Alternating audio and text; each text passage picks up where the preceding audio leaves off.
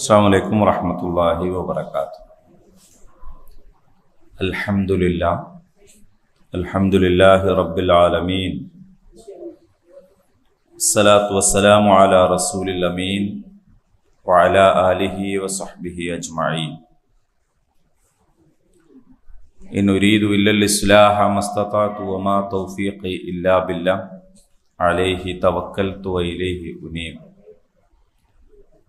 റബ്ബി ഇശ്റഹ് ലി സുദ്രി വയസ്സിർ ലി അംരി വഹ്ലുൽ ഉഖ്ദതം മിൻ ലിസാനി യഫ്ഖഹു ഖൗലി. ഖാല അല്ലാഹു തആല ഫിൽ ഖുർആനിൽ മജീദ് അഊദു ബില്ലാഹി മിനശ് ശൈത്വാനിർ റജീം.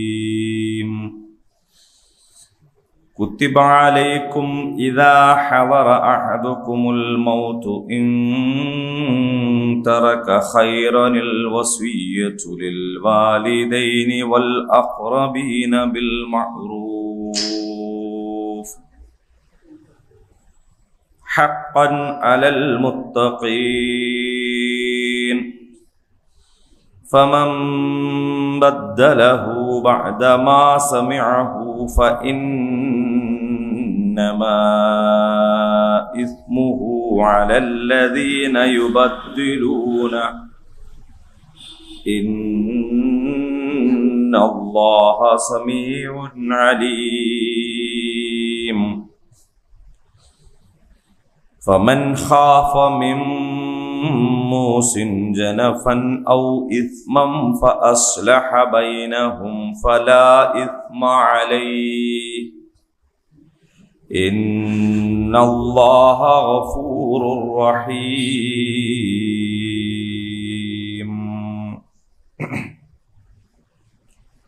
കുത്തിബ അലൈക്കുമുൽ ഖിസാസ്, ഇത് നമ്മൾ പഠിച്ചു. ഇനി വേറെ ഒരു കുത്തിബ. കുത്തിബ എന്ന് പറഞ്ഞാൽ നിയമം ആക്കിയിരിക്കുന്നു, നിർബന്ധമാക്കിയിരിക്കുന്നു, രേഖപ്പെടുത്തപ്പെട്ടിരിക്കുന്നു, ഇങ്ങനെയാണ്. അപ്പോൾ കുത്തിബ അലൈക്കും, നിങ്ങൾക്ക് നിർബന്ധമാക്കിയിരിക്കുന്നു. അപ്പൊ യാ അയ്യുഹല്ലദീന ആമനു എന്ന് നേരത്തെ വിളിച്ചു കഴിഞ്ഞു. യാ അയ്യുഹല്ലദീന ആമനു കുത്തിബ അലൈക്കുമുൽ ഖിസാസ് എന്ന് പറഞ്ഞില്ലേ? അപ്പൊ ആ വിളി നിലവിലുണ്ട്. ആ വിളി തന്നെയാണ് ഇതിനും ബാധകമാവുന്നത്. കുത്തിബ അലൈക്കും, വിശ്വാസികളെ നിങ്ങൾക്ക് നിർബന്ധമാക്കിയിരിക്കുന്നു. ഇദാ ഹളറ, ഹളറ ഹാളിർ നമ്മൾ പറയില്ലേ, ഹാളിർ എന്ന് പറയില്ലേ? എന്താ ഹളറ? ഹാളിർ എന്ന് പറയില്ലേ എപ്പോഴാ? പ്രസന്റ് എന്ന് പറയാനല്ലേ? ഹാജരാവുക. ഇദാ ഹളറ, ഹാജരായാൽ, അഹദക്കും, നിങ്ങളിൽ ഒരാൾക്ക്, അൽ മൗത്ത്, മരണം. അപ്പോൾ ഇദാ ഹളറ അഹദക്കുമുൽ മൗത്ത്, നിങ്ങളിൽ ഒരാൾക്ക്, നിങ്ങളിൽ ആർക്കെങ്കിലും മരണമാസന്നമായാൽ, ഇൻ തറക, അവൻ ഉപേക്ഷിക്കുന്നുവെങ്കിൽ, ഖൈറൻ, സമ്പത്ത്. സമ്പത്തിന് ഖുർആൻ ഖൈർ എന്ന് പറഞ്ഞിട്ടുണ്ട് കേട്ടോ. സമ്പത്ത് എന്ന് പറഞ്ഞാൽ ഒരു മോശപ്പെട്ട ഒരു സാധനം എന്നുള്ളത് അങ്ങനെ തോന്നേണ്ടതില്ല. മോശപ്പെട്ട സമ്പത്താണ് മോശം, നല്ല സമ്പത്താണ് നല്ലത് തന്നെയാണ്. അപ്പോ ഖുർആനിലെ വേറെയും സ്ഥലത്ത് ഭൗതിക വിഭവങ്ങൾക്ക് സമ്പത്തിന് ഖൈർ എന്ന് പറഞ്ഞതുണ്ട്. അപ്പൊ ഇവിടെയും ഇൻ തറക, അവൻ ഉപേക്ഷിക്കുന്നുവെങ്കിൽ, ഖൈറൻ, സമ്പത്ത് ഉപേക്ഷിക്കുന്നുവെങ്കിൽ, അൽ വസിയ്യതു ലിൽ വാലിദൈനി വൽ അഖ്റബീൻ, അൽ വസിയ്യതു, വസിയത്ത് ചെയ്യൽ, ലിൽ വാലിദൈൻ, മാതാപിതാക്കൾക്ക്, വൽ അഖ്റബീൻ, അടുത്ത ബന്ധുക്കൾക്ക്, ബിൽ മഅറൂഫ്, ന്യായമായ നിലയിൽ, ഹഖ്ഖൻ അലൽ മുത്തഖീൻ, ഹഖ് ഹക്ക് തന്നെ നമുക്ക് അത് പറയലാണ് മലയാളം പറയണതിനേക്കാൾ മനസ്സിലാവുക. ഹക്ക് ബാധ്യത, കടപ്പാട്, കടമ. അലൽ മുത്തഖീൻ, തഖ്വയുള്ളവരുടെ മേൽ അതാണ് ബാധ്യത.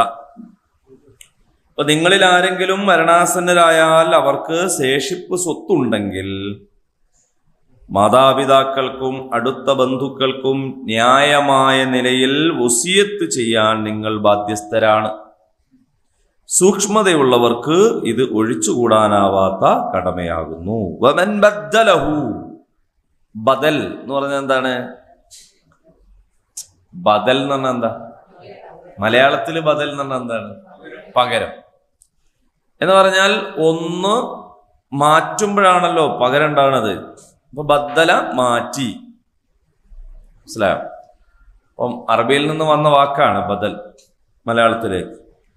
ബദ്ദലഹു, ആരെങ്കിലും മാറ്റിമറിച്ചാൽ ബഅദമാ സമിഅഹു, അത് കേട്ട ശേഷം. ഏത് കേട്ട ശേഷം? വസിയത്ത് കേട്ട ശേഷം അത് മാറ്റിമറിച്ചാൽ ഫഇന്നമാ, അപ്പോൾ തീർച്ചയായും ഇസ്മുഹു, അതിന്റെ കുറ്റം അലല്ലദീന യുബദ്ദിലൂന, അത് മാറ്റിമറിക്കുന്നവർക്ക് മാത്രമാണ് അതിന്റെ കുറ്റം. മനസ്സിലായോ? ലാ തസിറു വാസിറത്തുൻ വിസ്റ ഉഖ്റ, ഒരാൾ ചെയ്തത് വേറൊരാള് സഹിക്കേണ്ടി വരൂല. അത് ഇസ്ലാമിന്റെ അടിസ്ഥാനാണ്. അപ്പൊ ആരെങ്കിലും മാറ്റിമറിച്ചാൽ അതിന്റെ കുറ്റം മാറ്റിമറിക്കുന്നവർക്കാണ്. ഇന്നല്ലാഹ, നിശ്ചയമായും അല്ലാഹു സമീഉൻ അലീം, എല്ലാം കേൾക്കുന്നവനാണ്, എല്ലാം അറിയുന്നവനാണ്. ഇനി ഫമൻ ഖാഫ, ആരെങ്കിലും ഭയപ്പെട്ടാൽ. ഖാഫ, ഭയപ്പെട്ടു. ഖൗഫ്, ഭയം. മിൻ മൂസ്വിൻ, അതായത് വസിയത്ത് ചെയ്തവനിൽ നിന്ന് ജനഫൻ, പക്ഷപാതിത്വം അല്ലെങ്കിൽ അനീതി, ഔ ഇസ്മൻ, അല്ലെങ്കിൽ കുറ്റം. ഫഅസ്ലഹ, അപ്പോൾ അവൻ രഞ്ജിപ്പുണ്ടാക്കി, ബൈനഹും, അവർക്കിടയിൽ. അപ്പോ അത് പറഞ്ഞുതരാം, വിശദീകരിക്കാം കേട്ടോ. അർത്ഥം മാത്രം ഇപ്പൊ പറയുന്നുള്ളൂ. ഫമൻ ഖാഫ, ആരെങ്കിലും ഭയപ്പെട്ടാൽ, മിൻ മൂസിൻ, വസിയത്ത് ചെയ്തവനിൽ നിന്ന്, ജനഫൻ, പക്ഷപാതിത്വം, അനീതി, ഔ ഇസ്മൻ, അല്ലെങ്കിൽ കുറ്റം.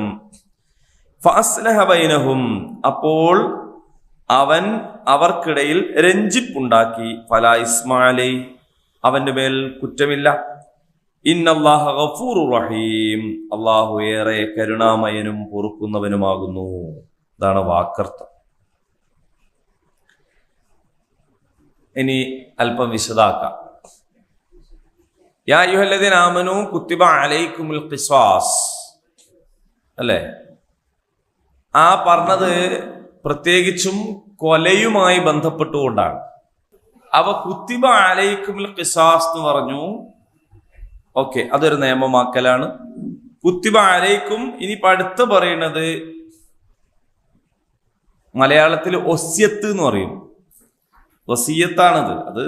അത് നമ്മളെ അറബി ഭാഷന്ന് എത്രയാ നമ്മളെ മലയാളത്തിന് കിട്ടിയതില്ലേ. അപ്പോ ഒസ്യത്ത് എന്ന് പറയുന്നതും മലയാളത്തിലേക്ക് കിട്ടിയ ഒരു സാധനമാണ്. വസിയത്ത് എന്താന്ന് എല്ലാവർക്കും അറിയാം. അതിനെക്കുറിച്ചാണ് ഈ പറയുന്ന നിയമം. ഇനി ഇതിനേക്കാൾ നമുക്ക് പരിചയമുള്ള വേറൊരു കുത്തിബ പറയാൻ പോകുന്നുണ്ട് ഈ ആയത്തിന് ശേഷം. കുത്തിബ അലൈക്കുമുസ് സിയാം, നോമ്പിനെ പറ്റി. അപ്പോ കുത്തിബ അലൈക്കും ഇദാ ഹളറ അഹദകുമുൽ മൗത്ത്, പെട്ടെന്ന് മരിച്ചു പോണ ആൾക്കത് സംഭവിക്കൂല. മരണത്തിന്റെ ലക്ഷണങ്ങൾ കാണുകയും, അതായത് രോഗം കൊണ്ടോ മറ്റോ ഇങ്ങനെ ഒരല്പം നമുക്കൊരു സമയം കിട്ടുമല്ലോ, ഒരു മരണം പ്രതീക്ഷിച്ചു കഴിയുന്ന ഒരു വാർദ്ധക്യമോ അല്ലെങ്കിൽ രോഗമോ ഒക്കെ ഉണ്ടാകുമ്പോഴാണ് ഒരാൾക്ക് എന്ത് ചെയ്യുക, ഞാൻ മരിക്കാനായിണെന്ന് അയാൾക്കും തോന്നുക, കുടുംബത്തിനും തോന്നുന്ന ഒരു സാഹചര്യം ഉണ്ടാവുക. അപ്പൊ അങ്ങനെയുള്ള ഒരു സാഹചര്യം, മരണം പ്രതീക്ഷിക്കുന്ന ഒരു സാഹചര്യം, അങ്ങനെയുള്ളൊരവസ്ഥയെക്കുറിച്ചുള്ള ഒരു നിയമമാണ് ഈ പറയുന്നത്. എന്നാൽ ഒരു വിശ്വാസിയും വസിയത്ത് എഴുതി വെക്കാതെ ഒരു ദിനവും കടന്നു പോവുകയില്ല എന്നാണ്. എന്ന് പറഞ്ഞാൽ മുഅ്മിനീങ്ങളെ സംബന്ധിച്ചിടത്തോളം അവര് എപ്പോഴും മരണം പ്രതീക്ഷിക്കുന്നവരാണ്. അപ്പൊ ഒരു സംഗതി വസിയത്ത് ചെയ്യാനുണ്ടെങ്കിൽ കുറച്ച് ചെയ്യട്ടെ എന്ന് വിചാരിച്ചു നിൽക്കൂല, വസിയത്തൊക്കെ വേഗം തന്നെ ചെയ്യും. അപ്പൊ അത് വസിയത്ത് പറഞ്ഞാൽ തന്നെ മതി. പക്ഷെ അതിന്റെ ഏറ്റവും വൃത്തിയുള്ള രൂപമാണ് എന്ത്? അത് എഴുതി വെക്കുക. എന്നിട്ട് ബന്ധപ്പെട്ട ആൾക്കാരോട് പറയാം, എന്ന സ്ഥലത്ത് ഉണ്ട് എന്റെ വസിയത്ത്, എന്റെ ഡയറി ഇന്ന സ്ഥലത്ത് വെച്ചിട്ടുണ്ട്, അതിൽ എഴുതിയിട്ടുണ്ട് എന്ന് പറയാന്ന് പറയേണ്ടതാണ് അതിന്റെ ഏറ്റവും വൃത്തിയുള്ള മാർഗം. എങ്ങനെ?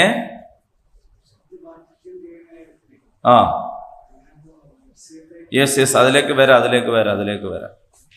അപ്പൊ ഇതിപ്പോ ഒന്നിങ്ങനെ മനസ്സിലാക്കുക, വസിയത്ത് എന്ന് പറഞ്ഞൊരു സാധനം ഉണ്ട്.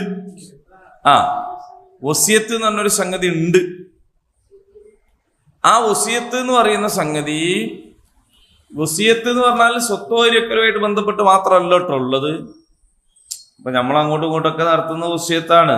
ഇപ്പൊ ഖുതുബയിലെ ഊസിക്കും എന്ന് പറയുന്നില്ലേ, നിങ്ങളെ വസിയത്ത് ചെയ്യുന്നു ബിത്തഖ്വ, തഖ്വ കൊണ്ട് വസിയത്ത് ചെയ്യലുണ്ട്, അതൊക്കെ ഉണ്ട് ഈ പറയുന്നത്. പക്ഷെ അതല്ല, ഈ പറയുന്നത് സ്വത്തുമായിട്ട് ബന്ധപ്പെട്ടാണ്. അതുകൊണ്ടാണ് ഇദാ ഹളറ അഹദകുമുൽ മൗത്ത്, മരണമാസന്നമായാൽ, ഇൻ തറക ഖൈറൻ, നിങ്ങൾ വല്ല സ്വത്തും അവശേഷിപ്പിക്കുന്നുണ്ടെങ്കിൽ. അപ്പൊ ഇവിടെ രണ്ട് ഉപാധിയുണ്ട്.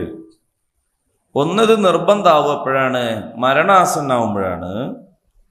രണ്ട്, ഇൻ തറക്ക എന്താണ് ഖൈറൻ, സമ്പത്ത് അവശേഷിപ്പിക്കുന്നവർക്കാണ്. മനസ്സിലായോ? അല്ലാണ്ട് വേറെ ആരോ കയ്യിലുള്ള സ്വത്തിന്റെ കാര്യത്തിൽ എനിക്ക് വസിയത്ത് ചെയ്യാൻ പറ്റൂല. ഞാൻ തന്നെ മക്കളെ ചെലവ് വന്നിട്ട് ജീവിക്കുക, എന്നാൽ ഞാൻ കുറെ ആൾക്ക് വസിയത്ത് ചെയ്യാൻ പറ്റൂല. അങ്ങനെയൊക്കെ ചെയ്യണവരുണ്ട്. അതുകൊണ്ടാണ് ഞാൻ പറയണേ, അതായത് മക്കള് പോറ്റിവയ്ക്കും മൂപ്പരെ, അപ്പൊ തന്നെ മൂപ്പര് എന്ത് ചെയ്യും, ഇന്നത് ഇത്ര എത്തിങ്ങാനൊക്കെ അത്ര മറ്റേ ഇത്ര എന്നൊക്കെ പറഞ്ഞു വെക്കും. എന്നിട്ട് ആര് കൊടുക്കണം? മക്കൾ കൊടുക്കും. അങ്ങനില്ല. അവനവന്റെ കയ്യിൽ ചെലവഴിക്കാൻ മൂല്യമുള്ള കാശുണ്ടെങ്കിൽ അത് ഭൂസ്വത്തായിട്ടാവാം, കെട്ടിടങ്ങളായിട്ടാവാം, കാർഷിക വിഭവങ്ങളായിട്ടാവാം, സ്വർണമാകാം, വെട്ടിയിലെ പൈസയാകാം, ബാങ്ക് ബാലൻസ് ആവാം, എന്താണെങ്കിലും മതി. കയ്യിലുള്ള സ്വർണ്ണാവാം, വളയും മാലയും ചുറ്റും ഒക്കെ ആവാം. അവ എന്താണോ ഖൈറായിട്ട് ഉള്ളത്. അപ്പൊ നിങ്ങൾ മരണമാസന്നമാവുക. രണ്ട്, നിങ്ങൾക്ക് കയ്യിൽ സ്വത്തുണ്ടാവുക. അപ്പോഴാണ് ഇത് നിർബന്ധമാവുക. ഇനി അതിൻ്റെ കൂടെ തഖ്വയുടെ ഒരു കൂട്ടലാണ് ഞാൻ നേരത്തെ പറഞ്ഞത്. എന്ത്? മരണമാസന്നമാവുക എന്ന് പറഞ്ഞാൽ ഇങ്ങനെ വയ്യാണ്ട് കിടക്കണ ഒരു കാലം വരട്ടെന്ന് കാത്തുക്കൂല. കാരണം നിങ്ങൾ പ്രഭാതമായാൽ പ്രദോഷത്തെ പ്രതീക്ഷിക്കരുത്, അല്ലേ? രാവിലായ വൈകുന്നേരം ആവുമെന്ന് പ്രതീക്ഷിക്കരുത്, വൈകുന്നേരമായ രാവിലെ ആവുമെന്ന് പ്രതീക്ഷിക്കരുത്. എപ്പോഴും മരിക്കാം. കാരണങ്ങൾ പലതാണ്. ഒരു കാരണവും ഇല്ലെങ്കിൽ നമ്മൾ പറയും കുഴഞ്ഞു വീണ് മരിച്ചു, ഇത്രേ ഉള്ളൂ. അപ്പൊ അതുകൊണ്ട് ഇതൊന്നും കാത്ത് വെക്കാൻ പാടില്ല, വേഗം ചെയ്യണം. എന്താണ് ചെയ്യേണ്ടത്? വസിയത്താണ് ചെയ്യേണ്ടത്. വസിയത്ത് ചെയ്യുക. ലിൽ വാലിദൈൻ, മാതാപിതാക്കൾക്ക്, വൽ അഖ്റബീൻ, അടുത്ത ബന്ധുക്കൾക്ക്, ബിൽ മഅറൂഫ്. ബിൽ മഅറൂഫ് എന്ന് പറഞ്ഞാൽ നാട്ടിൽ അറിയപ്പെട്ട നല്ല രീതി എന്നാണ് അർത്ഥം. എന്ന് പറഞ്ഞാൽ എന്താണ് മഅറൂഫ്? അറഫ എന്ന് പറഞ്ഞാൽ അറിഞ്ഞു എന്നാണ്. മഅറൂഫ് എന്ന് പറഞ്ഞാൽ അറിയപ്പെട്ടത്. അപ്പൊ നന്മ എന്ന് പറയുന്നത് അറിയപ്പെട്ട കാര്യമാണ്. ഓ, ഇതൊരു കേട്ടുകേൾവില്ലാത്ത സംഗതിയാണല്ലോ ചെയ്തത് എന്ന് പറയൂലേ നമ്മൾ. ഒരു കുറ്റം ചെയ്താൽ, ഒരാളൊരു വേണ്ടാത്തരം ചെയ്തൊരു മോശത്തരം ചെയ്താൽ നമ്മൾ എന്താ പറയാ അതിനോട്? ഓ, അപ്പൊ എന്താണ് അതിന്റെ അർത്ഥം? കുറ്റകൃത്യങ്ങൾ എന്ന് പറയുന്നത് നാട്ടിൽ പ്രസിദ്ധമായ അറിയപ്പെട്ട രീതി ആയിരിക്കൂല. അപ്പൊ അറിയപ്പെട്ട രീതി എന്താണെന്ന് വെച്ചാൽ നന്മയാണ്. അപ്പൊ നന്മ എന്ന് പറഞ്ഞാൽ ന്യായം എന്ന് പറഞ്ഞാൽ നാട്ടിൽ സാധാരണ നിലക്ക് നാലാള് കേട്ടാൽ നന്മയാണ് എന്ന് തോന്നുന്ന, നല്ലതാണെന്ന് തോന്നുന്ന മാന്യമായ ന്യായമായ നിലയിലാണ് ചെയ്യേണ്ടത്. മനസ്സിലായോ? ഹഖ് ഹഖ്ഖൻ അലൽ മുത്തഖീൻ, ഇത് മുത്തഖീങ്ങൾക്ക് ഉള്ള ബാധ്യതയാണ് എന്നാണ്.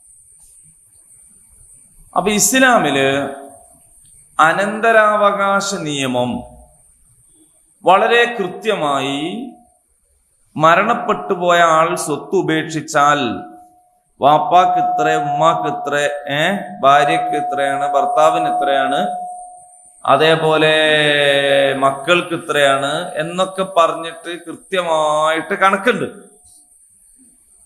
ആ കണക്ക് അവതരിക്കപ്പെടുന്നതിന് മുമ്പുള്ള ആയത്താണിത്. മനസ്സിലായല്ലേ? ആ കണക്ക് ഇറങ്ങിയിട്ടില്ല. അപ്പൊ ആ കണക്ക് ഇറങ്ങണേന്റെ മുന്നേ തന്നെ ഉള്ള വിശ്വാസികൾക്ക് ജീവിക്കണ്ടേ, അവർക്ക് മരിക്കണ്ടേ? ആ കണക്ക് ഇറങ്ങാത്തതിന്റെ കാര്യം എന്താന്ന് ചോദിച്ചാൽ, ആ കണക്ക് നടപ്പിലാക്കാൻ സമൂഹം പാകപ്പെട്ടാലാണ് ആ കണക്ക് ഇറക്കുക. ഖുർആനിന്റെ ഒരു നിയമ രീതി എന്താന്ന് ചോദിച്ചാല് പാകത്തിനാണ് പറയാ, ക്രമപ്രവൃദ്ധമായിട്ടാണ് പറയാ. അള്ളുടിക്കരുത്. മറ്റൊരു ദിവസം രാവിലെ എണീറ്റിട്ട് നല്ല കുടിയന്മാരായ ആൾക്കാരോട് ഫുൾ സ്റ്റോപ്പ് ഇടാൻ പറഞ്ഞിട്ടില്ല. ആദ്യം എന്താ പറഞ്ഞത്? നിസ്കരിക്കാൻ വരുമ്പം കുടിക്കരുത് എന്നാണ്. നിസ്കരിക്കാൻ വരുമ്പം കുടിക്കരുത് എന്ന് പറഞ്ഞാല് പിന്നെ നിസ്കാരമൊക്കെ കഴിഞ്ഞ് പോയിട്ട് വേണമെങ്കിൽ കുറച്ച് കുടിക്കാന്നുള്ള ഒരു കോലത്തിലാണ്. അങ്ങനെ ആദ്യം പറഞ്ഞുള്ളൂ. പക്ഷെ അങ്ങനെ പറഞ്ഞപ്പോ തന്നെ എന്ത് സംഭവിച്ചു എന്ന് വെച്ചാൽ 5 നേരത്തെ നിസ്കാരം. അപ്പൊ ലഹരി ബാധിച്ചവനായിക്കൊണ്ട് നിസ്കാരത്തെ സമീപിക്കരുത്. അപ്പൊ കുടിച്ച ഉടനെ നിസ്കരിക്കരുത് എന്ന് മാത്രമല്ല, കുടിച്ചിട്ട് അതിന്റെ ലഹരി, അതിന്റെ കെട്ടിറങ്ങണം നിസ്കാരാവുമ്പോഴേക്ക് എന്നാണ്.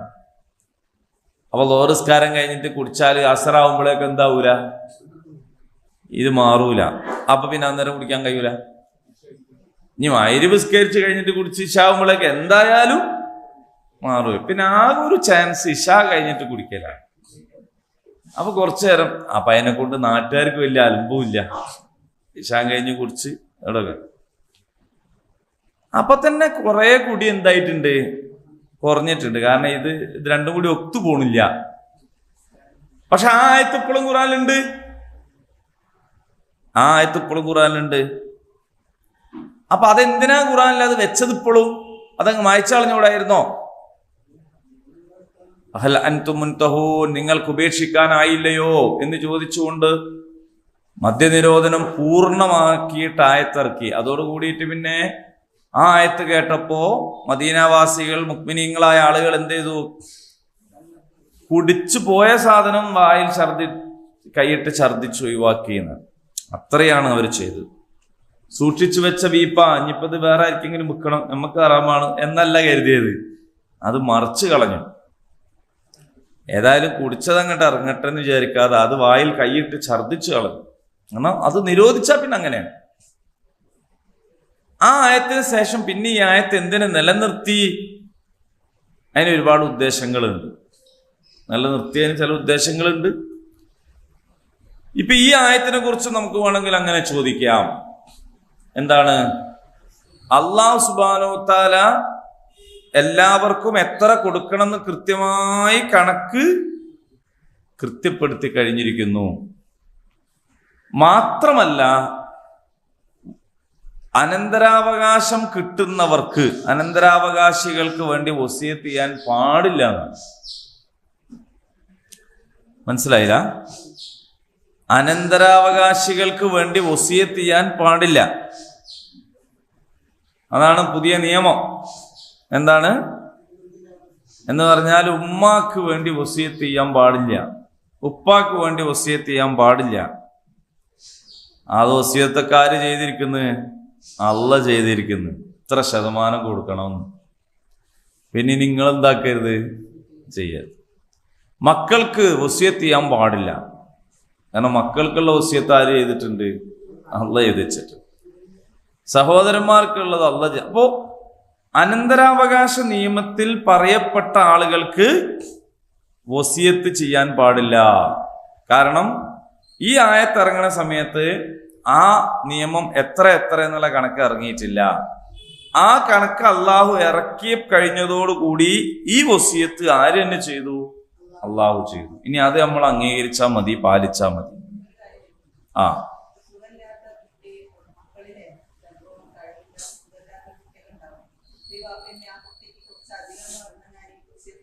അത് പറ്റൂല. സുഖമുണ്ടോ സുഖമില്ല എന്നുള്ളതല്ല അനന്തരാവകാശത്തിന്റെ കണക്ക്. അതിന് വേറെ പല വഴികളുണ്ട്. ആ വഴികൾ വേറെയാണ്. അത് ഇതുമായിട്ട് ബന്ധപ്പെടുത്തേണ്ടതല്ല.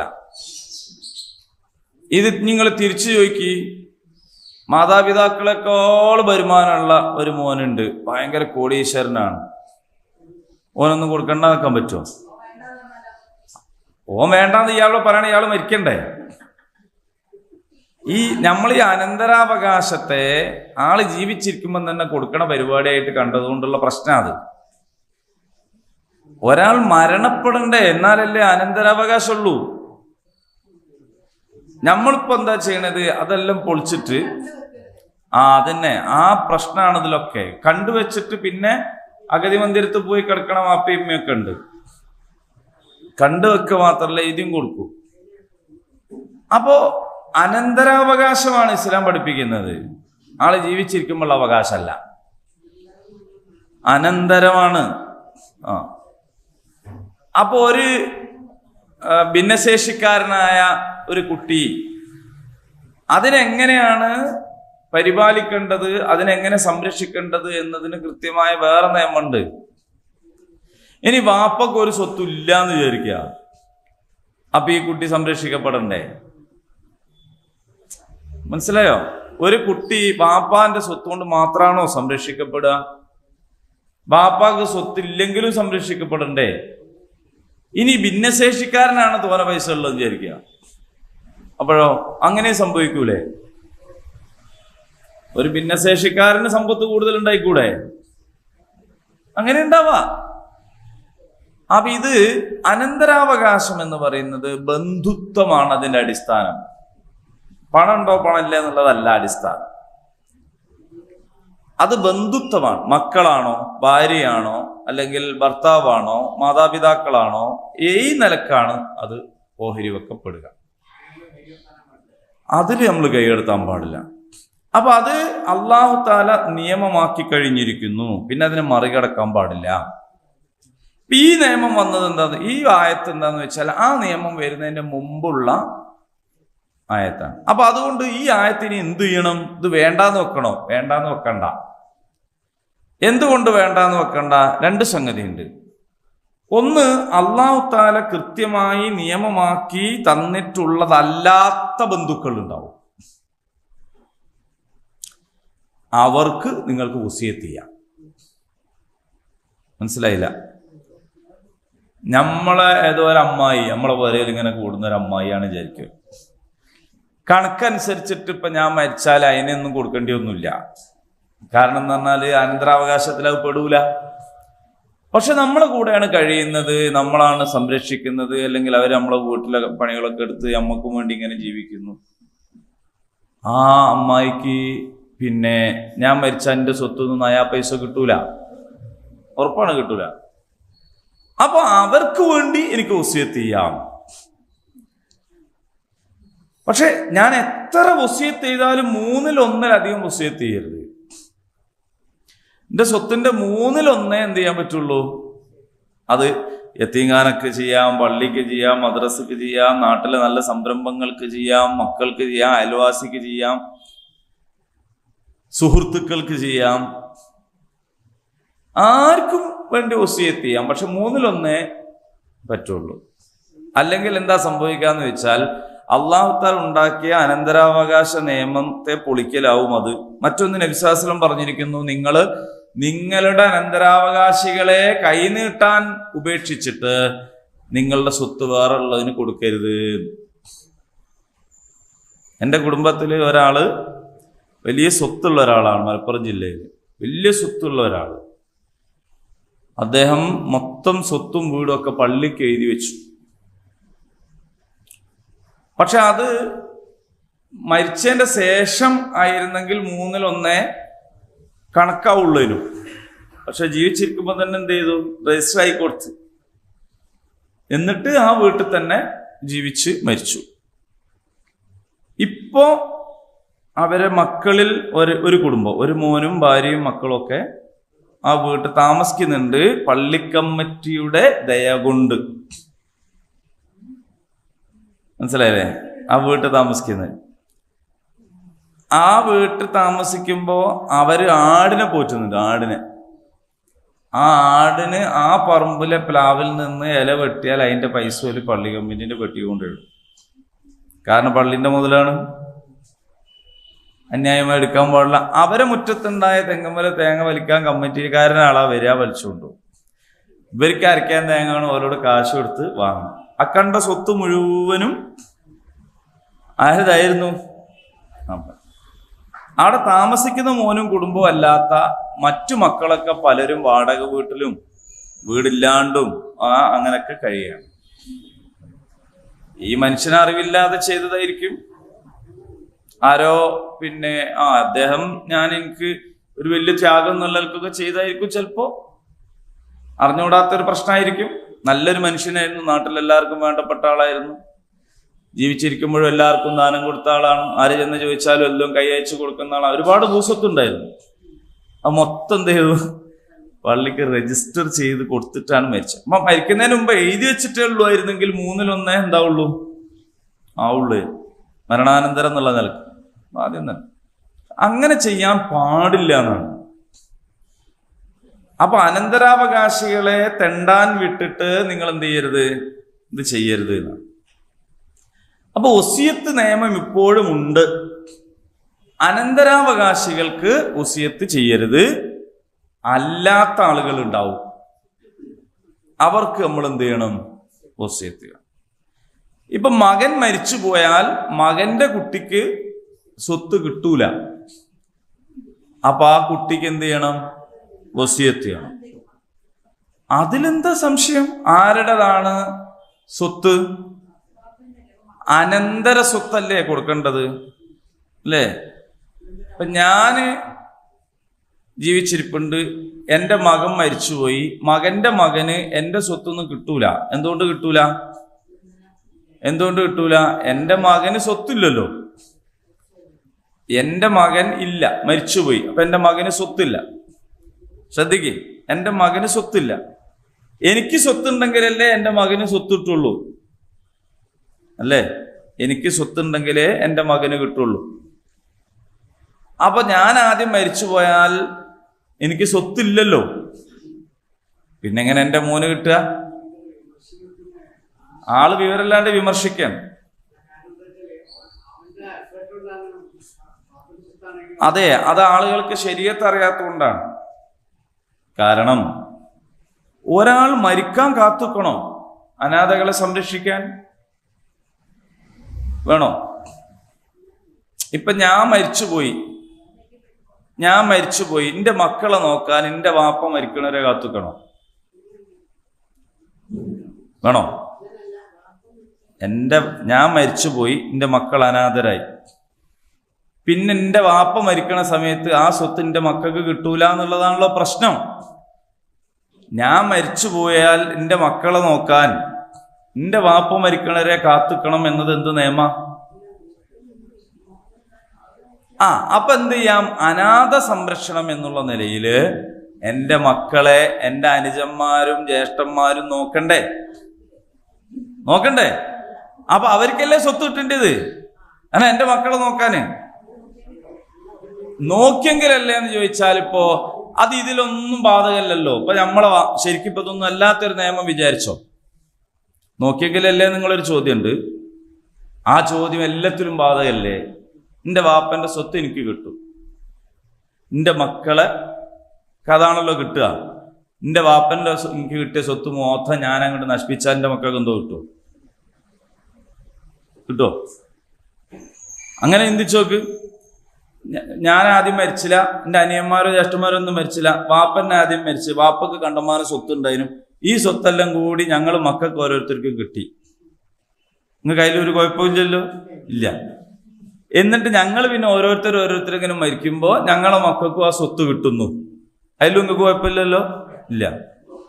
പക്ഷെ എന്റെ വാപ്പന്റെ സ്വത്ത് എനിക്ക് കിട്ടിയതിന്റെ പിറ്റേന്ന് തന്നെ ഞാനത് കണ്ടമാനാക്കി നാശാക്കി വിറ്റ് തൊലച്ച്. ഞാൻ മരിക്കും, പിന്നെ മക്കൾക്ക് സ്വത്ത് കിട്ടുമോ? കിട്ടുമോ? ഓലെന്ത് കുറ്റം ചെയ്തു? ഓൽക്കെന്തോ കിട്ടുമോ?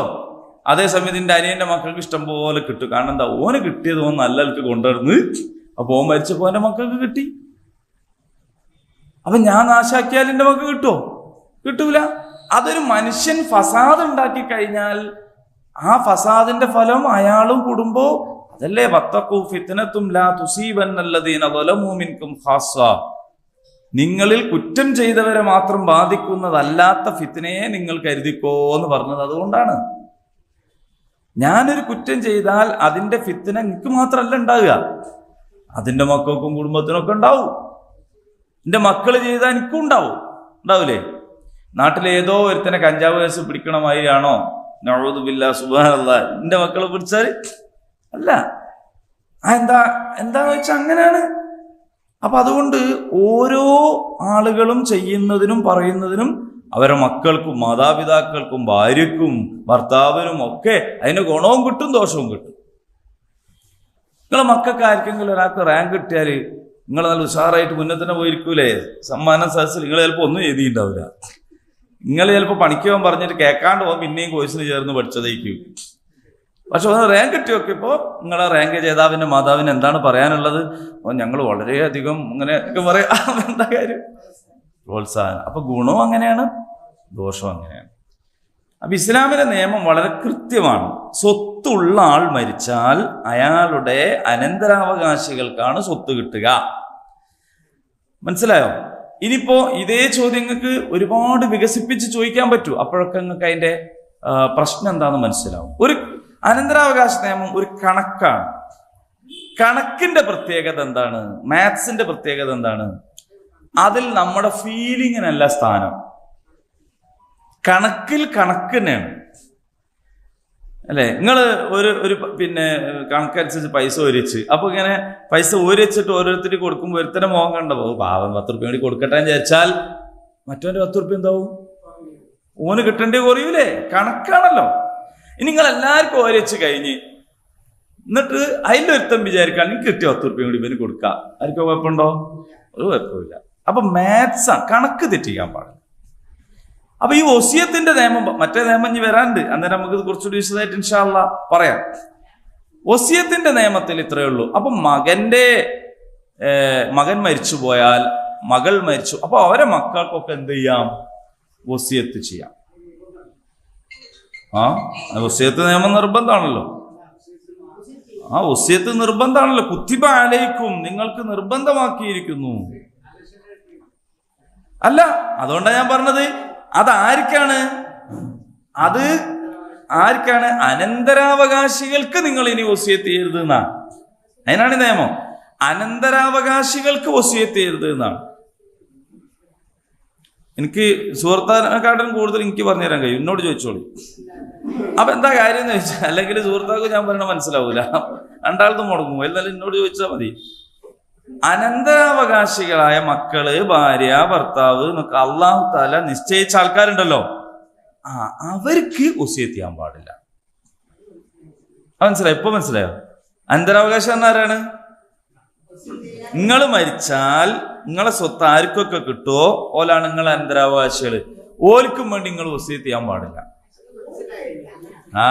അവിടെയാണ്, ഇപ്പോഴാണ് സംഗതി. അപ്പോ നിങ്ങൾ മരിച്ചാൽ നിങ്ങളെ സ്വത്ത് കിട്ടാത്ത ആൾക്കാരുണ്ടാവും.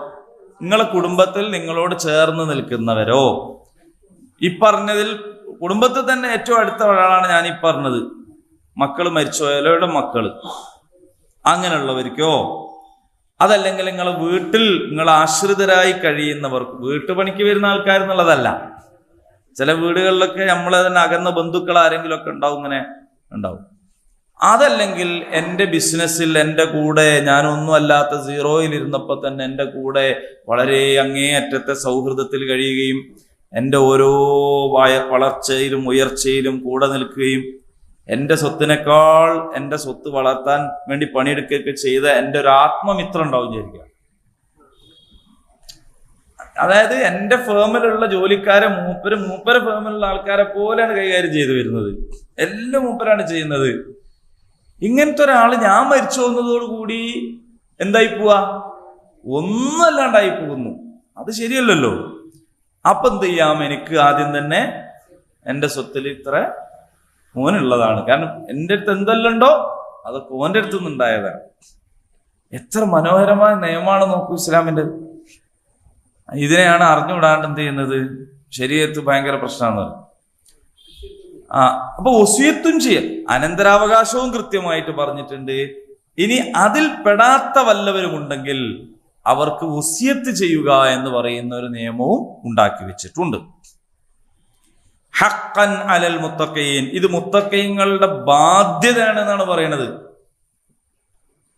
മനസ്സിലായോ? ബാധ്യതയാണ്. ഇനി ഈ ആയത്തിന് വേറെ ഒരു സംഗതി കൂടി ഞാൻ പറഞ്ഞുതരാം. അതെന്താന്ന് ചോദിച്ചാല്, അനന്തരാവകാശ നിയമങ്ങൾ ഇനി പറയാൻ പോണേ ഉള്ളൂ. ഇൻ കേസ്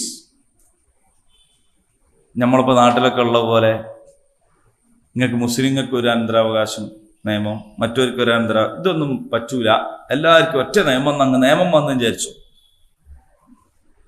അങ്ങനെയാണല്ലോ ഇപ്പൊ പറയണേ. അന്നേരം നമ്മൾ ഈ ആയത്തെടുക്കും. അപ്പൊ നമ്മൾ എന്താക്കാൻ നിൽക്കൂല? അനന്തരാവകാശത്തിലേക്കുള്ള കാത്തുക്കൂല. ഉമ്മക്കെത്ര, പാപ്പക്കെത്ര, പക്കക്കെത്ര വസിയത്ത് ചെയ്യും. മനസ്സിലായോ എനിക്ക്? നമ്മളെ തോൽപ്പിക്കാൻ നിങ്ങൾക്കാവൂല. അതാണ് ദീനുൽ ഇസ്ലാം. നിങ്ങളുടെ വിവാഹ നിയമം പറ്റൂല, നിങ്ങളുടെ അനന്തരാവകാശ നിയമം പറ്റൂല, നിങ്ങൾ വേറൊന്നും പറ്റൂല എന്നും പറഞ്ഞാൽ അപ്പൊ നമ്മൾ ഈ ആയത്തെടുക്കും.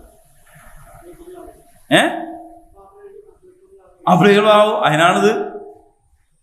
അപ്പൊ ഈ നിയമം എടുക്കൂ. കാരണം എന്താണ്? മറ്റേത് തടയപ്പെട്ടു. ആ തടയപ്പെട്ടാൽ ഇത് എടുക്കും. അപ്പൊ ഇത് എടുത്തിട്ട് നമ്മൾ എന്ത് ചെയ്യും? ബാപ്പക്ക് ഇത്ര, ഉമ്മക്ക് ആദ്യം പറഞ്ഞ നമ്മളൊക്കെ അറിയല്ലോ. അതിനോൽക്ക് പ്രശ്നമില്ലല്ലോ. ഇഷ്ടദാനം ചെയ്യുന്നതിന് പ്രശ്നമുണ്ടോ? ആദ്യം തന്നെ ഇഷ്ടദാനം ചെയ്യും. അപ്പൊ അള്ളാഹുവിന്റെ ദീനനുസരിച്ച് നിങ്ങൾക്ക് എവിടെയും ജീവിക്കണ്ടേ? അതിനൊക്കെ ആവശ്യമായതൊക്കെ ഇതിലുണ്ട്. അതാണ് വെറുതെ പറയല്ല. അപ്പൊ ഏതായാലും ഇപ്പോഴത്തെ നമ്മുടെ സാധ്യതയും അവസ്ഥയും അനുസരിച്ചുകൊണ്ട് നമ്മുടെ പേഴ്സണൽ ലോ തന്നെയാണ് നമ്മളിവിടെ പ്രാക്ടീസ് ചെയ്യുന്നത് എന്നതുകൊണ്ട് നമ്മൾക്ക് എന്താണോ നിയമം പറഞ്ഞിട്ടുള്ളത് അതനുസരിച്ച് തന്നെ മുന്നോട്ട് പോകാം. ആ നിയമത്തിൽ ഇല്ലാത്ത വല്ലവരും ബാക്കിയാവുന്നുണ്ടെങ്കിൽ അവർക്ക് വേണ്ടി വസിയത്ത് ചെയ്യുകയും ചെയ്യാം. അപ്പൊ ആർക്കെങ്കിലും സ്വത്തുണ്ട്, അങ്ങനത്തെ ആരെ ഉണ്ടെങ്കിൽ വേഗം പോയി എഴുതിച്ചോളൂ.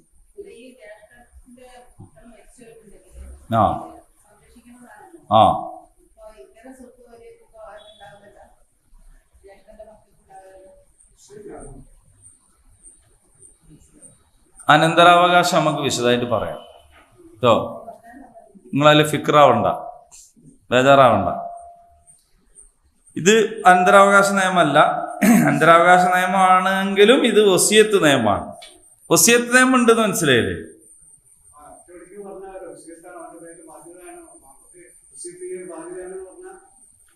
ബാപ്പക്ക് വസിയത്ത് ചെയ്യാൻ പാടില്ല.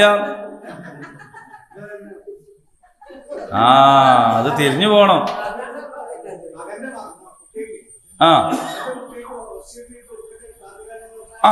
അതൊക്കെ അത് കഴിഞ്ഞു.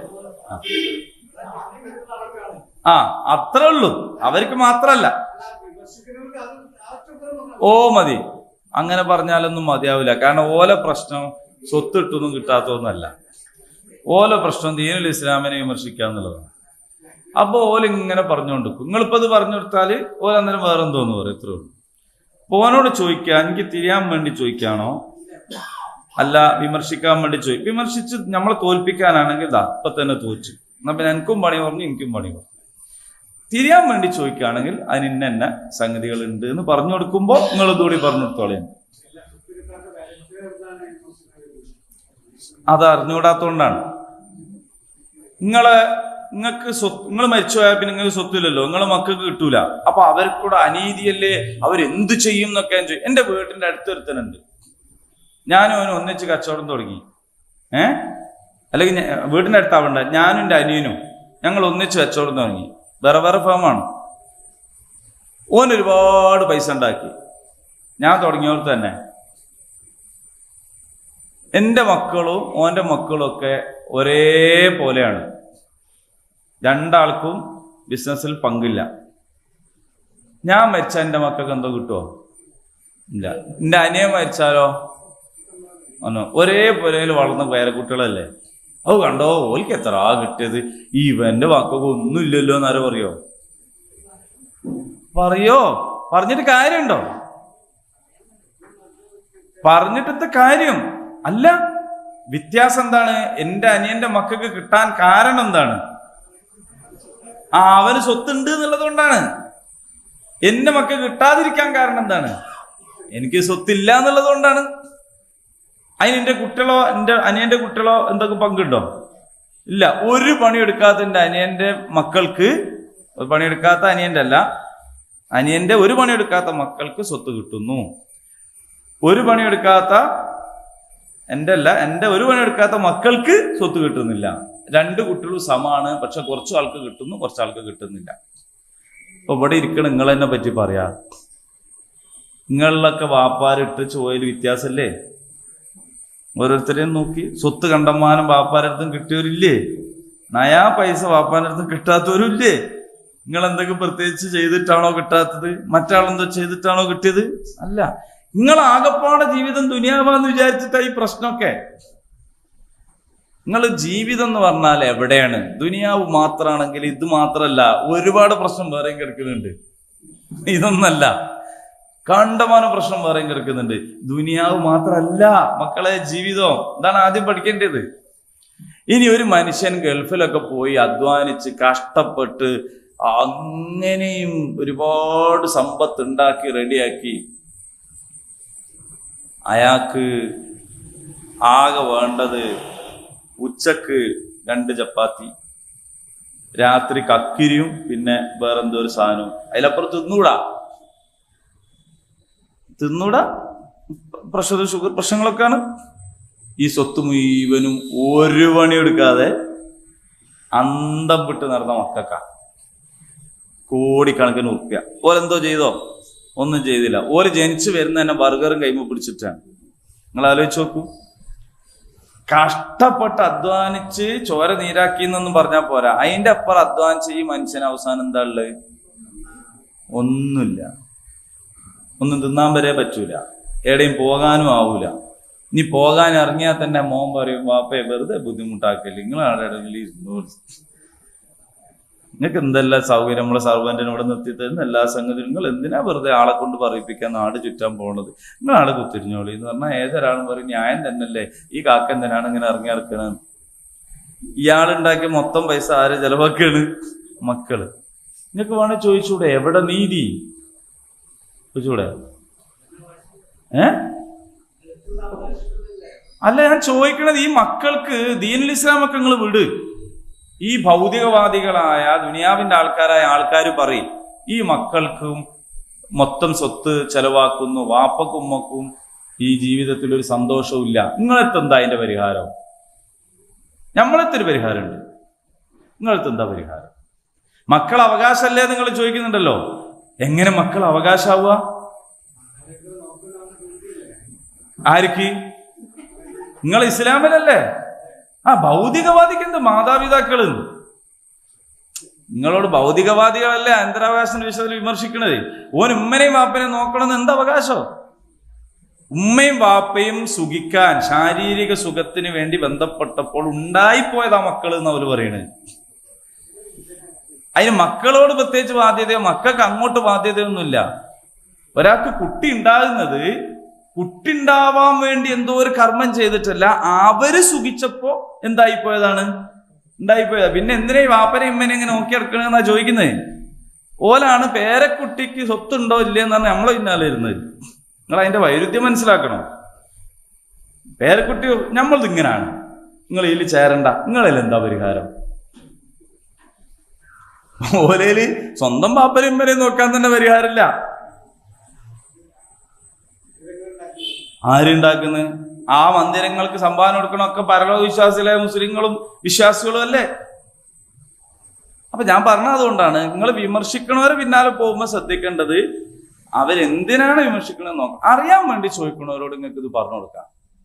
അതല്ല ഓൽക്ക് തൽക്കാലം ഇപ്പൊ നമ്മളെന്തെങ്കിലും ഒന്ന് 4 ചവിട്ട് ചവിട്ടണമെന്നാണ്, തോൽപ്പിക്കണം എന്നാണെങ്കിൽ നിങ്ങൾ സുഖമായിട്ട് എന്ത് ചെയ്ത് കൊടുക്കുക, തോറ്റു കൊടുക്കുക. എന്നാ പിന്നെ ഓൽക്കൊരു സുഖമായി. അതും ഇസ്ലാമിന്റെ ഒരു ഗുണമാണല്ലോ, ഒരാൾക്കൊരു സുഖം കിട്ടിക്കോട്ടെ. തോറ്റ് ഇനി എന്നെ ജയിച്ച് ജയിച്ച് ഇങ്ങനെ നടന്നോട്ടെ, അത്രേ ഉള്ളൂ. ഇനി ഇതിന്റെ ചെറിയൊരു ബാക്കി പറയണം. മുഹമ്മദ് ബദ്ദലഹു, ഇനി ആരെങ്കിലും വസിയത്ത് മാറ്റിമറിച്ചാൽ ബഅദമാ സമിഅഹു, അത് കേട്ടതിന് ശേഷം. അപ്പൊ ഇയാള് മരിക്കാൻ നേരത്ത് അടുത്തൊക്കെ നാളെ വിളിച്ചിട്ട് പറഞ്ഞ് ഒരു വസിയത്ത് പറഞ്ഞു. ആ വസിയത്ത് കേട്ട ആൾ എന്ത് ചെയ്തു? വസിയത്തും പറഞ്ഞ ആള് മരിച്ചുപോയി. കേട്ട ആള് എന്ത് തീരുമാനിക്കാണ്? അങ്ങനെ പോന്ന് കൊടുക്കണ്ട, എന്താ എന്റെ മക്കൾ കൊടുത്താ പോരെ. അപ്പൊ മക്കളൊക്കെ വിളിച്ചിട്ട് പറയാം, നിങ്ങളെ വാപ്പ വസിയത്ത് ചെയ്താണ്, എന്താന്ന് വെച്ചാല് എന്റെ മക്കൾക്ക് കൊടുക്കാൻ വേണ്ടിയിട്ട് ഇയാള് പറഞ്ഞാൽ, മനസ്സിലായോ നിങ്ങൾക്ക്? അതിന്റെ ഉത്തരവാദിത്വം ആർക്കാണ്? അതിന്റെ കുറ്റം ഇസ്മുഹു, അതിന്റെ കുറ്റം അലല്ലദീന യുബദ്ദിലൂനഹു, അത് മാറ്റിമറിച്ചവനാണ് അതിന്റെ കുറ്റം. ആർക്ക് കുറ്റമില്ല? വസിയത്ത് ചെയ്ത ആൾക്ക് കുറ്റമില്ല.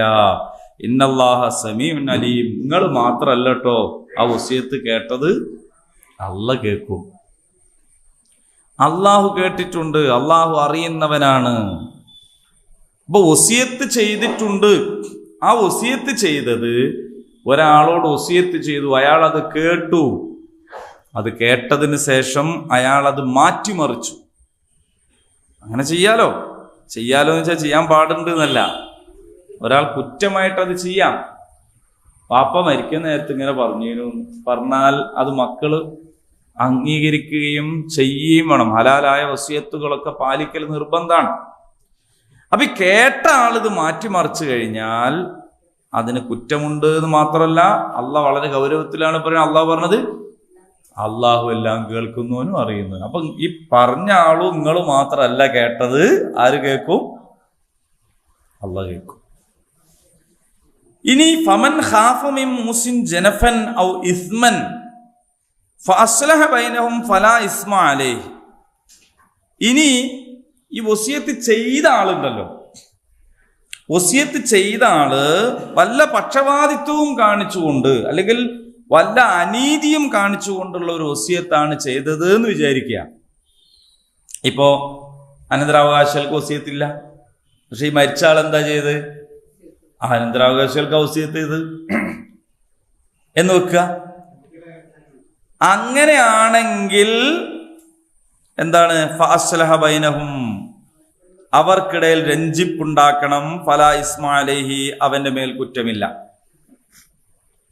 എന്ന് പറഞ്ഞാൽ ആ വസിയത്ത് മാറ്റിമറിക്കുന്നതിൽ കുറ്റമില്ല. മനസ്സിലായോ? വസിയത്ത് ഇപ്പൊ ഞാൻ മരിക്കാൻ നേരത്ത് ചെയ്ത വസിയത്ത് മാറ്റിമറിക്കാൻ പാടില്ല. ഞാൻ ഇപ്പൊ നിങ്ങളോടാണ് പറഞ്ഞത്, നിങ്ങളത് കേട്ടാൽ നിങ്ങളത് മാറ്റിമറിക്കാൻ പാടില്ല. പക്ഷെ ഞാൻ അനീതികരമായ കുറ്റകരമായ ഒരു വസിയത്ത ചെയ്തെന്ന് വിചാരിക്കാം, അത് നിങ്ങൾ മാറ്റിമറിക്കുന്നതിൽ നിങ്ങൾക്ക് കുറ്റമില്ല. പക്ഷെ സ്വന്തം ഇഷ്ടപ്രകാരം ഒറ്റയ്ക്ക് ചെയ്യേണ്ട പണിയല്ല അത്. ഫഅസ്ലഹ ബൈനഹും, അവർക്കിടയിൽ രഞ്ജിപ്പുണ്ടാക്കണം എന്ന് പറഞ്ഞാൽ എല്ലാവരെയും കൺവിൻസ് ചെയ്യണം. വാപ്പ ഇങ്ങനെയാണ് പറഞ്ഞത്, പക്ഷെ മക്കളെ അങ്ങനെ വസിയത്ത് ചെയ്യാൻ പാടില്ല. വാപ്പക്ക് അറിഞ്ഞുകൂടാ, അതുകൊണ്ട് ചെയ്തതായിരിക്കാം.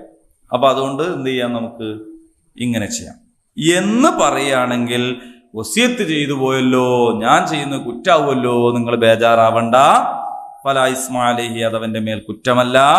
ഇന്നല്ലാഹ ഗഫൂറുർ റഹീം. നേരത്തെ പറഞ്ഞത് അല്ലാഹു സമീഉൻ അലീം, ഇപ്പൊ പറയണത് ഗഫൂറുർ റഹീം. അള്ളാഹു പൊറുക്കുന്നവനാണ്, കാരുണ്യവാനാണ്. വസിയത്ത് സ്വത്തിന്റെ കാര്യത്തിൽ മാത്രമല്ല ചിലപ്പോ ചെയ്യാം. ഇപ്പോ ഞാൻ മരിച്ചാൽ എന്നാള് മയ്യത്ത് ഒളിപ്പിക്കണം, എനിക്ക് വസിയത്ത് ചെയ്യാം. ഞാൻ മരിച്ചാൽ അപ്പുറത്തെ പോരല്ലേ ഏതോ ഒരു പെണ്ണു മയ്യത്ത് ഒളിപ്പിക്കണമെന്ന് ഞാൻ വസിയത്ത് ചെയ്താലോ? മൂപ്പര് വസിയത്ത് ചെയ്തല്ലേ, എന്തായാലും ഓളെ വിളിച്ചോണ്ടിരാൻ അറിയാൻ പറ്റുമോ? പറ്റുമോ? പറ്റൂല. അപ്പൊ ആ വസിയത്ത് എന്ത് ചെയ്യേണ്ടി വരും? മാറ്റേണ്ടി വരും. പറഞ്ഞവൻ ഏതായാലും വിവരമില്ലാണ്ട് പറഞ്ഞു, എന്നാ ബാക്കിയുള്ളവരെല്ലാവരും ചെയ്യ അല്ല. അതേ സമയത്ത് ഹലാലായതാണ് ഞാൻ പറഞ്ഞെന്ന് വിചാരിക്കുക, ഹലാലായതാണ് ഞാൻ പറഞ്ഞെന്ന് വിചാരിക്കുക. അപ്പോ എന്ത് ചെയ്യണം? അത് പാലിക്കണം. മനസ്സിലാകുന്നുണ്ടോ? മനസ്സിലാകുന്നുണ്ടോ? എങ്ങനെ? ആ ആ ആ അല്ല, അതിന്റെ പ്രശ്നമോ അനന്തരാവകാശം ആയിരുന്നെങ്കിൽ എന്താവൂലായിരുന്നു? പള്ളിയിൽ കൊടുക്കാൻ കഴിയില്ലായിരുന്നു, 1/3 പറ്റുള്ളൂ. ഇത് ജീവിച്ചിരിക്കുമ്പോൾ നിങ്ങൾ സ്വത്ത് മൊത്തം തന്നെ ഒരാൾക്ക് രജിസ്റ്റർ ചെയ്താലും അത് നിയമമാണ്. അത് പിന്നെ ഒന്നും ചെയ്യാൻ കഴിയില്ല. ഇത് അങ്ങനെ ചെയ്തു കളഞ്ഞതുകൊണ്ടാണ് പ്രശ്നം. അവര് എന്ത് ചെയ്തു? അല്ല, പള്ളി കമ്മിറ്റിക്ക് ചെയ്യുന്നതിനും പ്രശ്നമുണ്ട് നിയമപരമായിട്ട്. രജിസ്റ്റർ ചെയ്ത് കഴിഞ്ഞില്ലേ? രജിസ്റ്റർ ചെയ്ത് കഴിഞ്ഞതുകൊണ്ട് ഇനി പള്ളി കമ്മിറ്റിക്ക് ആകൊരു മാർഗമുള്ളൂ, ഇവർക്ക് ഇത്ര വിഹിതം രജിസ്റ്റർ ചെയ്ത് തിരിച്ചു ചെയ്യാവുന്നത്. അങ്ങനെ തിരിച്ചു ചെയ്യുമ്പോൾ പിന്നെ എന്ത് പ്രശ്നം ഉണ്ടാവും വെച്ചാൽ, വഖഫായിരിക്കും പള്ളി. വഖഫ് ബോർഡ് രജിസ്റ്റർ ചെയ്താണെങ്കിൽ സ്വത്ത് മൊത്തം എങ്ങോട്ട് പോയിണ്ടാവും? വഖഫ് ബോർഡ് പോയിട്ടുണ്ട്. വഖഫ് ബോർഡ് പിന്നെ ഒരു തരി മണ്ണ് വേറെ രജിസ്റ്റർ ചെയ്താൽ ആജീവനാന്തം പ്രശ്നം തീരൂല. അങ്ങനെയൊക്കെ ഉള്ളതാണ്. അങ്ങോട്ട് കൊടുക്കണം, അതേമാതിരി ഇങ്ങോട്ട് കഴിയില്ല. അപ്പൊ ഹലാലായ വസിയത്താണെങ്കിലാണ് അത് പാലിക്കണം. പാലിക്കണ്ടേ? എൻ്റെ ഉപ്പന്റെ ഉമ്മ വസിയത്ത് ചെയ്തിരുന്നു പോലും എന്നെ മൈമൂനന്റെ നിസ്കാര കുപ്പായത്തിൽ കഫൻ ചെയ്യണം. അത് എൻ്റെ ഉമ്മന്റെ. അത് ഓരോമ്മല്ലൊരു സ്നേഹബന്ധം. അതായത് എൻ്റെ ഉപ്പന്റെ ഉമ്മ വസിയത്ത് ചെയ്യുകയാണെന്ത്? മരുമോളെ നിസ്കാര കുപ്പായത്തിൽ കവർ. അതിനിപ്പോ എന്താ പ്രശ്നം? അത് ചെയ്യാം. അപ്പൊ അത് അങ്ങനെയൊക്കെ ഉണ്ട് വസിയത്ത്, സ്വത്തിന്റെ കാര്യത്തിൽ മാത്രമല്ല, അതൊക്കെ ഉണ്ട്. അങ്ങനൊക്കെ ചെയ്യാം. കുളിപ്പിക്കുന്നത്, നിസ്കരിക്കാൻ ഇമാമുക്ക് നിസ്കരിക്കുമ്പോ ഇമാമ് നിൽക്കേണ്ടത് ആരാണെന്ന് ചോദിച്ചാല് ഒന്നാമത്തെ ചാൻസ് മക്കളല്ല, വസിയത്ത് ചെയ്യപ്പെട്ട ആളാണ്. ഇന്ന ആള് വസിയത്ത് ഉണ്ടെങ്കിൽ അതാണ്. അതില്ലെങ്കിൽ പിന്നെയാണ് ഇമാമാണ്. ഇമാം എന്ന് പറഞ്ഞാൽ ഖലീഫ, അല്ലെങ്കിൽ ഖലീഫിന്റെ ഖാദി. പിന്നെയാണ് മക്കള് എന്നൊക്കെ. ഈ നമ്മള് മക്കൾ മുതൽ തുടങ്ങുന്നത് എന്താ വെച്ചാൽ, നമ്മൾ ഖാദിനെ ഖലീഫിനെ ആദ്യം തന്നെ പെട്ടിയാണ്. അതുകൊണ്ടാണ് നമ്മൾ മക്കൾ മുതൽ തുടങ്ങുന്നത്. അങ്ങനെയാണ്.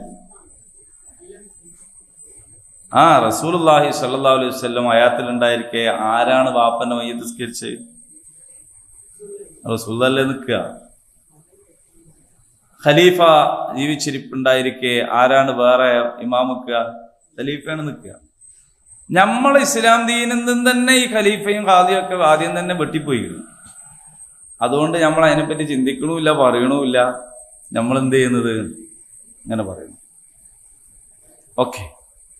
അപ്പൊ അനന്തരാവകാശത്തിന്റെ കൃത്യതയുള്ള നിയമം വരുന്നതിനു മുൻപ് ആദ്യകാല സമൂഹത്തിന് വന്ന നിയമമാണ് വസിയത്ത് നിയമം. ആ വസിയത്ത് നിയമം എന്തുകൊണ്ട് ഇതിൽ ഇപ്പോഴും നിലനിൽക്കുന്നു എന്ന് ചോദിച്ചാൽ, അനന്തരാവകാശികൾ ആയി എണ്ണപ്പെട്ടിട്ടില്ലാത്തവർക്ക് ഇപ്പോഴും ഈ നിയമം തന്നെയാണ് ബാധകമാവുക. അനന്തരാവകാശികൾക്കും ഈ വസിയത്ത് ബാധകമാണ്. പക്ഷെ ആ വസിയത്ത് അല്ലാഹ് ചെയ്തിട്ടുണ്ട് എന്ന് മാത്രം. എന്ത്? ഉമ്മക്കിത്ര, വാപ്പക്കിത്ര, മക്കൾക്കിത്ര. അങ്ങനെ അള്ളാഹു വസിയത്ത് ചെയ്തിട്ടുള്ള അനന്തരാവകാശികൾക്ക് നിയമം മൂലം തന്നെ കിട്ടിയ ആളുകൾക്ക് ഇനി നമ്മൾ എന്ത് ചെയ്യരുത്? വസിയത്ത് ചെയ്യരുത്. അങ്ങനെ അല്ലാത്ത ആളുകൾക്ക് നമ്മൾ വസിയത്ത് ചെയ്യാം. ഇനി ഈ നിയമം നടപ്പിലാക്കേണ്ട ഒരു സാഹചര്യം മുസ്ലിങ്ങൾക്ക് ഏതെങ്കിലും രാജ്യത്ത് എപ്പോഴെങ്കിലും ഉണ്ടായാൽ ഈ നിയമം അവിടെ അതങ്ങനെ തന്നെ അനുസരിക്കുകയും ചെയ്യാം. ഇതാണ് ഇതുമായിട്ട് ബന്ധപ്പെട്ടുള്ളത്. അപ്പൊ കഴിഞ്ഞ ആയത്തിൽ കുത്തിബ അലൈക്കുമുൽ ഖിസാസ് പറഞ്ഞു, ഇവിടെ വസിയത്തുമായി ബന്ധപ്പെട്ട നിയമം പറഞ്ഞു. അപ്പൊ ശരിക്കും പറഞ്ഞാൽ ഈ അനന്തരാവകാശത്തിലും സ്വത്ത് ഓരിവെക്കുന്നതിലൊക്കെയാണ് പലപ്പോഴും എന്ത് സംഭവിക്കല്? കൊലപാതകം വരെ സംഭവിക്കല്. നീതിപൂർവകമായിരിക്കുക. ഇസ്ലാം നീതിയുടെ ദീനാണ്. നീതി പാലിക്കണം. നീതി വിട്ടിട്ടുള്ളൊരു കളിയില്ല. കണക്കനുസരിച്ചിട്ട് നീതി പാലിക്കുന്നതിൽ വൈകാരികതയ്ക്ക് വലിയ സ്ഥാനം ഉണ്ടാവില്ല. പക്ഷേ ആ വൈകാരികതയെയും ഇസ്ലാം അഡ്രസ് ചെയ്യുന്നു എന്നതുകൊണ്ടാണ് ഈ വസിയത്ത്. കാരണം നിയമം അനുസരിച്ചിട്ട് ഉള്ള ആ സംഗതിയിൽ വൈകാരികതയ്ക്ക് സ്ഥാനം കൊടുക്കാൻ പറ്റൂല. അപ്പൊ എന്ത് ചെയ്യണം? പക്ഷെ വൈകാരികതയെയും ഇസ്ലാം അംഗീകരിക്കുന്നു. ആ വൈകാരികതയാണ് നിങ്ങൾ വസിയത്ത് ചെയ്തിട്ട് പരിഹരിക്കണം എന്ന് പറഞ്ഞു. അത് ഓരോരുത്തർക്കും ഓരോ രീതിയിലായിരിക്കും. ഞാൻ നേരത്തെ പറഞ്ഞ അമ്മായി എല്ലാ പേരയിലും ഉണ്ടാവില്ല, അല്ലേ? ഉള്ളവരങ്ങനെ ചെയ്യണം. അല്ലാത്ത ആൾക്കാർക്ക് അല്ലാത്ത നിയമമായിരിക്കും. അതെല്ലാവർക്കും കൂടി ഒരു സംഗതി പറയാൻ പറ്റൂല. നിങ്ങൾ ഇന്ന ആൾക്ക് കൊടുക്കണം, ആൾക്കാർ ഉണ്ടായിക്കൊള്ളണമെന്നില്ല, അല്ലെങ്കിൽ അങ്ങനെ കൊടുക്കേണ്ടത് ഉണ്ടാവൂല. അതൊക്കെ ഓരോരുത്തരുടെ വഴി. മയ്യത്ത് കാണുക എന്നതിനൊരു പുണ്യമില്ല, പക്ഷേ അതൊരു വൈകാരികതയാണ്. നമുക്കൊന്ന് കാണാം, അവസാനത്തിൽ നോക്ക് കാണാം. ഇസ്ലാം അതിനെ നിരോധിക്കുന്നില്ല. അപ്പോൾ നിരോധിക്കാതിരുന്നാൽ പ്രശ്നമില്ലാത്ത ഒന്നും ഇസ്ലാം നിരോധിച്ചിട്ടില്ല. നിരോധിച്ചില്ലെങ്കിൽ സമൂഹത്തിൽ കുഴപ്പമുണ്ടാകും, ഫിത്നയുണ്ടാകും എന്നത് മാത്രമേ ഇസ്ലാം നിരോധിച്ചിട്ടുള്ളൂ. നിരോധിച്ചിട്ടില്ല എന്നതുകൊണ്ട് സമൂഹത്തിൽ പ്രശ്നം ഉണ്ടാവില്ല എന്ന ആസ്വാദനങ്ങളെല്ലാം ഇസ്ലാം അനുവദിച്ചിരിക്കുന്നു. ആസ്വദിക്കരുത് എന്ന് ഇസ്ലാം പറഞ്ഞു. ദുനിയാവിനെ നരകാക്കണം എന്ന് ഇസ്ലാം പറഞ്ഞിട്ടില്ല. ദുനിയാവ് തടവറയാണെന്നാണ് പറഞ്ഞത്. തടവറന്റെ പ്രത്യേകത എന്താണ്? തോന്നിയമാതിരി പറ്റൂല, നിയന്ത്രണങ്ങൾ എന്താണ്. നരകം എന്ന് പറഞ്ഞാൽ എന്താണ്? കടുത്ത ശിക്ഷയും ബുദ്ധിമുട്ടുമാണ്. ആ ബുദ്ധിമുട്ട് ഉണ്ടാവണം എന്ന് ഇസ്ലാം പറഞ്ഞിട്ട്. ഇൻഷാ അല്ലാഹ് ഇനി അടുത്ത ആയത്ത് 183 അതിലേക്ക് നമുക്ക് അടുത്ത ആഴ്ച ഇൻഷാ അല്ലാഹ് പ്രവേശിക്കാം. അള്ളാഹു അനുഗ്രഹിക്കുമാറാകട്ടെ. അപ്പോൾ കഴിഞ്ഞ ആഴ്ച കോയക്കാണ്ടായി നമ്മളെ കൂടെ, അല്ലേ? അത് നമ്മൾ അടുത്ത ആഴ്ച ബാക്കി പറയാമെന്ന് ഞാൻ പറയുമ്പോൾ അദ്ദേഹം ഉണ്ട്. നിങ്ങൾ ആലോചിച്ച് നോക്ക്. ഇപ്പൊ ഞാൻ അടുത്ത ആഴ്ച പറയാന്ന് പറയുമ്പോൾ നമ്മളെല്ലാവരും ഉണ്ട്. അടുത്ത ആഴ്ച ആരുണ്ടാവുമെന്ന് നമുക്കറിയില്ല. പറയണേ ഞാൻ ഉണ്ടാവുമോ, കേൾക്കണമെങ്കിൽ ഉണ്ടാവും. വയക്കാനോട് ഞാൻ കഴിഞ്ഞ ആഴ്ച ചോദിച്ചു, എന്താ നിങ്ങൾ നേരം പെയ്യുന്നു? ശ്രദ്ധിച്ചോ എനിക്കറിയില്ല. ക്ലാസ് കഴിഞ്ഞപ്പോൾ ഞാൻ വിളിച്ചു ചോദിച്ചു, എന്താ നേരം പെയ്യാനൊക്കെ തുടങ്ങിയോ എന്നൊക്കെ ചോദിച്ചപ്പോൾ എന്നോടല്ലോ അങ്ങനല്ല കേട്ടോ, കാര്യം വൈകിപ്പോയതാണ്. പിന്നെ അദ്ദേഹത്തിൻ്റെ ഒരു ശൈലിയുണ്ട്, അങ്ങേയറ്റത്തെ വിനയത്തോട് കൂടിയിട്ട് ഉള്ള രീതി. പിന്നെ കാണുമ്പോൾ ഒരു ഫോർമാലിറ്റിക്ക് വേണ്ടിയിട്ട് നമ്മളെല്ലാവരും തമ്മിൽ പറയും തോരക്കണേ. കോയക്ക അങ്ങനല്ല. ചിലപ്പോൾ ഫോൺ ചെയ്യും അതിനായിട്ട്, ഇന്ന ആവശ്യം നിങ്ങൾ പ്രാർത്ഥിക്കണം എന്ന് പറയാനായിട്ട് ഫോൺ ചെയ്യും. അങ്ങനത്തെ ഒരാളായിരുന്നു. അപ്പോൾ നമ്മളുടെ ക്ലാസ് ഇവിടെ തുടങ്ങുന്നതിൻ്റെ കുറേ കൊല്ലം മുന്നേ പിന്നെ ഞാൻ കക്കോടി തന്നെ വേറെ ക്ലാസ് എടുത്തിരുന്നു, ഖുർആൻ ക്ലാസ് എടുത്തിരുന്നു. നമ്മളെ പിന്നെ എംസുക്ക് അന്നുണ്ടോ അതിൽ? ഉണ്ട്. നമ്മളെ നിമിയാസിലെ ബഷീർക്ക ഉണ്ട്. ആ ക്ലാസ് ആരാ? വ്യാപാരവന്റെ മോളിൽ നിന്നുള്ളൊരു ക്ലാസ് കുറേ മുന്നേ ആണത്. ഞാൻ കുറ്റ്യാടിയിലെ ഖത്തീബാകുന്ന സമയം. അത് വെള്ളിയാഴ്ച രാവിലെ, അതും കഴിഞ്ഞിട്ട് ഞാൻ ബസ് കയറി പോവുക. അന്ന് മുതൽ കോയക്കാറുണ്ട് ക്ലാസ്സിൽ സ്ഥിരമായിട്ട്. എവിടെ ഖുർആൻ ക്ലാസ് ഉണ്ടെങ്കിലും അവിടെ ഉണ്ടാവും. MSS ക്ലാസ് ഇപ്പോഴല്ല, മുമ്പേ അല്ല, അന്നേ വരും. പിന്നെ ആയാത്ത് ദർസെ ഖുർആൻ എന്ന് പറഞ്ഞിട്ട് ഓൺലൈനിലുണ്ട്. മരിക്കണ അന്നും അത് കേട്ടതിൻ്റെ ശേഷമാണ് മുപ്പര് കുറച്ച് കിടന്ന് അതിൻ്റെ ശേഷമാണ് അത് കയറിയത്. അപ്പോൾ ഒരു കാരണം എന്നേ ഉള്ളൂ. അതിൻ്റെ മുകളിൽ കയറാന്ന് പറഞ്ഞാൽ അത് സാധാരണ നിലക്ക് പറഞ്ഞാൽ കോയക്ക ചെയ്യേണ്ട ഒരു ആവശ്യമില്ലെന്ന് നമുക്ക് തോന്നൂല. പ്രത്യേകിച്ച് അല്ലാണ്ട് തന്നെ നടക്കുമ്പോൾ കാലിന് വേദനയുള്ള ഒരാൾ ടെറസിൻ്റെയും മുകളിൽ അതിൻ്റെയും മുകളിലൊക്കെ കയറൂല. പക്ഷെ ഉയരത്ത് നിന്ന് വീണ് മരിച്ചാൽ രക്തസാക്ഷിയാണ്.